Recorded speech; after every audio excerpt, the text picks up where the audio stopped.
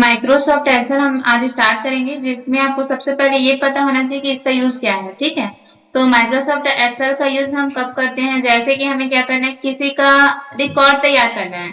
जैसे कि हमें क्या करना है, रजिस्टर मेंटेन करना है, तो उसके लिए हम एक्सेल का यूज कर सकते हैं। आपको हो सकता है कि एक टेबल में कुछ काम करना है, फॉर्मूला बेस पे काम करना है, तो उस बेसिस पे हम क्या कर सकते हैं, एक्सेल का यूज कर सकते हैं। तो ये भी क्या है, माइक्रोसॉफ्ट एक्सेल जो है आपका एमएस ऑफिस के पार्ट में आता है। ठीक है, तो पहला पार्ट हमने कवर कर चुका है जो कि माइक्रोसॉफ्ट वर्ड था। अब दूसरा पार्ट जो है हमारा क्या है, माइक्रोसॉफ्ट एक्सेल। तो इसको हम कवर करने वाले हैं। यहाँ पे हम फिर से जो फर्स्ट डे का आपका क्लास होगा वो क्या है, इंट्रोडक्शन का है। तो इंट्रोडक्शन में बताने वाली हूँ।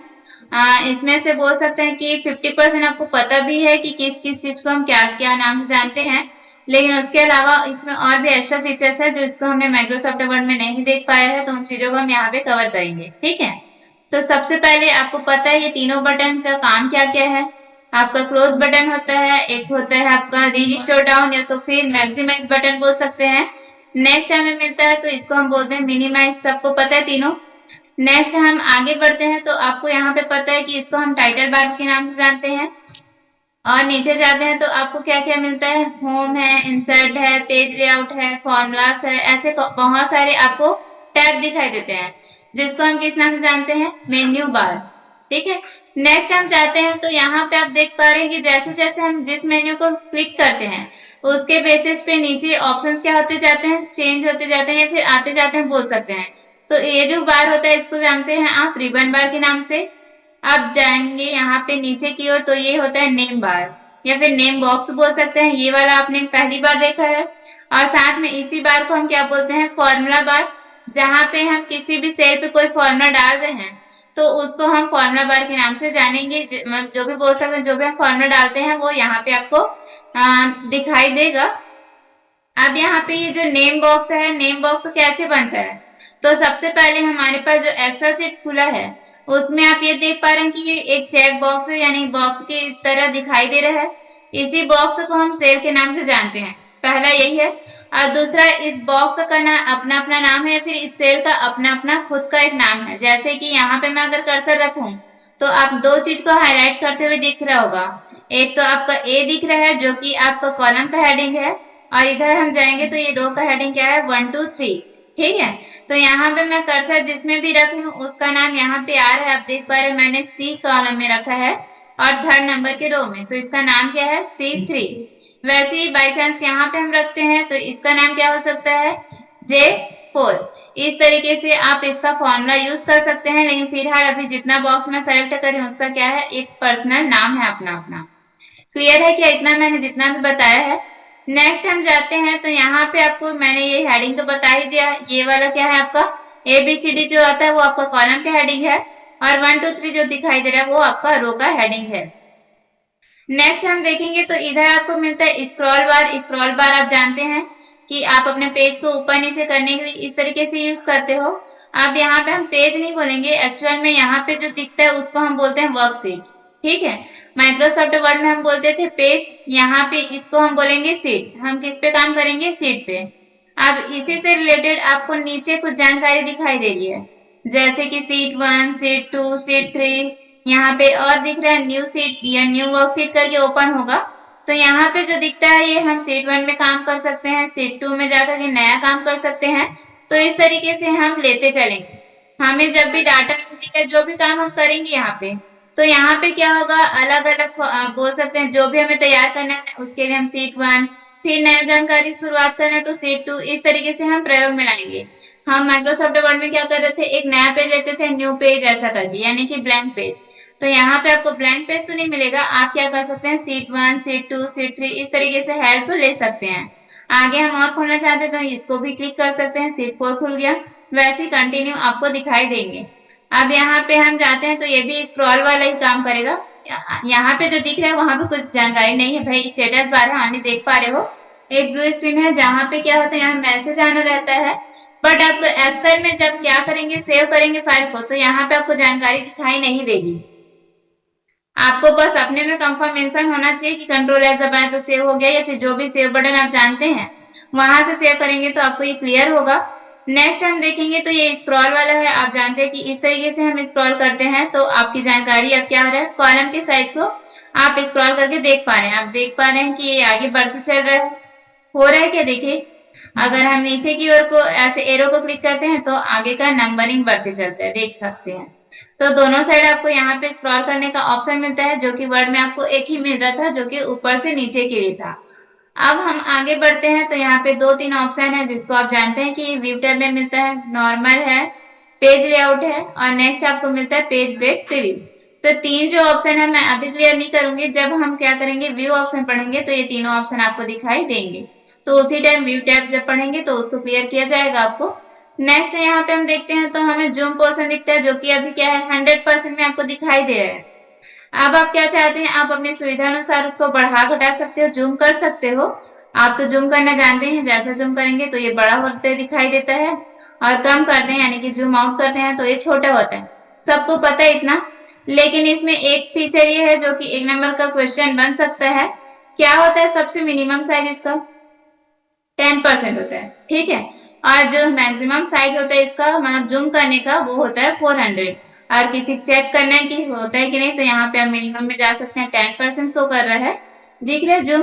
अगर हम मैक्सिमम देखना चाहते हैं तो इसको पूरा लास्ट ले जाइए, यहाँ पे हम 400 तक कर सकते हैं। कुछ इस तरीके से जूम होकर के दिखाई देगा हमारी जानकारी। लेकिन जूम हमें उतना ही करना है जितना हमें अपना डिटेल दिखाई दे रहा है, यानी कि कंफर्टेबल रूप से आपको जितने में दिखाई देता है उतना आप जूम कर सकते हैं, ठीक है। अब हमारे पास क्या है, जो लास्ट लाइन है वो जानते हो आप लोग कौन सा बार क्या कहलाता है? ये टास्क का बार होता है, ठीक है। आगे बढ़ते हैं तो यहाँ पे मिलता है आपको ऑफिस बटन। ऑफिस बटन में जब जाते हैं तो जानते हैं कि न्यू मतलब एक नया पेज लेने के लिए है। बाई चांस आपने किसी का फाइल खोल करके देख रहा था तो यहाँ पे आप उस पे काम नहीं करेंगे, आपको क्या चाहिए, न्यू सीट चाहिए, न्यू में जाकर के आप अपना काम करेंगे। नेक्स्ट मिलता है आपको ओपन। तो ओपन का यूज आप जानते हैं, जब आप फाइल सेव करके चले जाते हैं और कंटिन्यू आप उसमें फिर से काम करना चाहते हैं तो उसको ओपन करके उसमें आप काम कर सकते हैं। नेक्स्ट आपको मिलता है सेव। तो सेव भी आपको पता है, फाइल को सुरक्षित करने के लिए। नेक्स्ट हमें क्या दिखता है, सेव एज। सेव एज का मतलब ये है कि फाइल को आपने सुरक्षित कर लिया है, बट आपको ये क्या करना है, सेव जो किया है ना उसका नाम चेंज करना है। या हो सकता है कि उसको आपने डॉक्यूमेंट में सेव करके रखा होगा, उसका जगह चेंज करना है यानी कि डेस्टिनेशन चेंज करना है, तो हम सेव एज का इस्तेमाल कर सकते हैं, ठीक है। कई बार डॉक्यूमेंट में, डाउनलोड में, कहीं पे भी डेस्कटॉप ड्राइव, सी ड्राइव जो भी बना के रखे हो वहां पे सेव करते हैं, तो उस टाइम हम क्या कर सकते हैं, सेव एज का इस्तेमाल कर सकते हैं। डेस्टिनेशन नेम वगैरह चेंज करना है तब। अगला आता है आपके सामने प्रिंट। तो प्रिंट का ये है कि आपने अब पूरा तरीके से काम करना स्टार्ट, मतलब बोल सकते रेडी कर लिया है, अब आपको आउटपुट के तौर पे यानी कि एक हार्ड कॉपी में निकालना है, तो उसके लिए आप प्रिंट का इस्तेमाल करेंगे। अब मैं जो 3 ऑप्शन है, प्रिपेयर, सेंड, पब्लिश, इन तीनों का भी एक्सप्लेन तो नहीं कर रही हूँ, बट जब क्या करेंगे आप यूट्यूब से रिलेटेड जो काम करते हैं या तो फिर ब्लॉगिंग वगैरह का काम नहीं करते, ब्लॉगर का आपका और कुछ कुछ होता है, बोल सकते हैं सेंड करने का ऑप्शन, यानी कि ईमेल वगैरह हम सेंड करते हैं अपनी जानकारी को, तो उस टाइम ये तीनों जो ऑप्शन है यूज होते हैं। Next close. तो क्लोज तो आप जानते ही हैं। अब आगे हम बढ़ेंगे तो वो बेसिक है देखना। ये इंट्रोडक्शन तो हुआ ही, लेकिन इसके अलावा और भी ऑप्शन हैं, जैसे कि हमें क्या क्या जानना है। आपका यहाँ पे 1-2 दिख रहे हैं। अब कई इतना स्क्रॉल कर रही मैं कि क्या हो रहा है, आगे कंटिन्यू बढ़ ही रहा है, मैं एंडिंग पॉइंट में जा ही नहीं पा रही हूँ। तो मुझे यहाँ पे क्या करना है, एक्शन में कितना नंबर से कितना तक होता है ये जानना है। तो जानते ही हैं शुरुआत तो 1 से ही होता है, लेकिन एंडिंग पॉइंट को जानना है तो कंट्रोल के साथ आप नीचे वाले एरो को क्लिक करेंगे, और जैसे ही इसको क्लिक करेंगे तो आपको ये पता चलेगा कि यहाँ पे कुछ इतना सारा नंबर आपको मिलता है, यानी कि इतना एंट्री यहाँ पे किया जा सकता है। 10,48,576 एंट्री इसमें किया जा सकता है। कहने का मतलब एक्सेल नहीं भरेगा, हम काम करके थक चुके रहेंगे लेकिन एक्सेल कभी नहीं भरेगा, ठीक है। तो इतना होता है लास्ट हाईएस्ट पॉइंट, ठीक है। कितना, 10,48,576। अब वापस आना है तो हम कंट्रोल के साथ एबो वाले एरो को क्लिक करेंगे, तो यहाँ पे आप ऊपर अपनी स्थिति में पहुंच चुके हो, यानी 1 2 3 में ऐसे में स्क्रॉल करोगे तो पहुंच नहीं पाओगे, ठीक है। तो ये भी पता रहना चाहिए भाई। अब मुझे जानना है कि इधर ABCD हेडिंग को देखना है कि लास्ट कहाँ तक होगा। कई लोग को लग रहा है कि जेड तक ही हो सकता है करके, नहीं नहीं, जेड खत्म होगा तो ए स्टार्ट होगा, ABAC ऐसे चलेगा, फिर आपका ZZ ऐसे चलेगा कंटिन्यू, ठीक है। उसके बाद क्या क्या स्टार्ट हो सकता है, ट्रिपल A स्टार्ट होगा, ट्रिपल B स्टार्ट होगा, ऐसे बहुत सारे चलेगा, तब जाकर के लास्ट जो सीरीज है वो आपका XFD ऐसा कुछ जाता है। तो यहाँ पे हम कंट्रोल के साथ आगे वाले एरो को क्लिक करेंगे तो आप पहुंच पा रहे हैं कि लास्ट पॉइंट आपका कहाँ तक जा रहा है। और साथ में ये कर्सर देखो, स्क्रॉल का जो कर्सर कितना छोटा हो गया है, यानी कि इतना सारा उसके पास जगह है कि हम काम करते थक जाएंगे लेकिन हमारा एक्सेल से कभी फुल नहीं हो पाएगा, ठीक है। तो ये आपका होता है एक्सेल। यहाँ हम क्या करते हैं, जैसे कि आप थोड़ा सा 1 2 3 से ही स्टार्ट करते हैं सीरीज नंबर वगैरह। अब मैनुअली वाला मैं 1 2 3 लिख रही हूँ, ठीक है।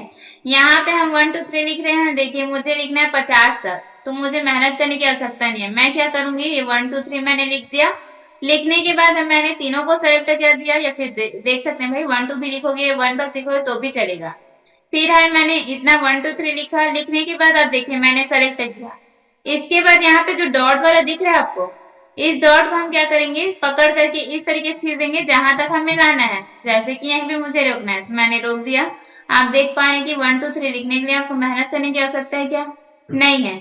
लेकिन यहाँ पे एक और ऑप्शन है, जैसे कि यहाँ पे जो येलो कलर का मार्क दिख रहा है, इसको हम क्लिक करते हैं। कई बार क्या होता है, कॉपी हो जाता है, कॉपी से ऐसा अगर क्लिक है तो आपको क्या मिलेगा, 1 2 3 1 2 3 1 2 3 जैसा मैंने शुरू में लिखा है वही बार बार रिपीट होता है।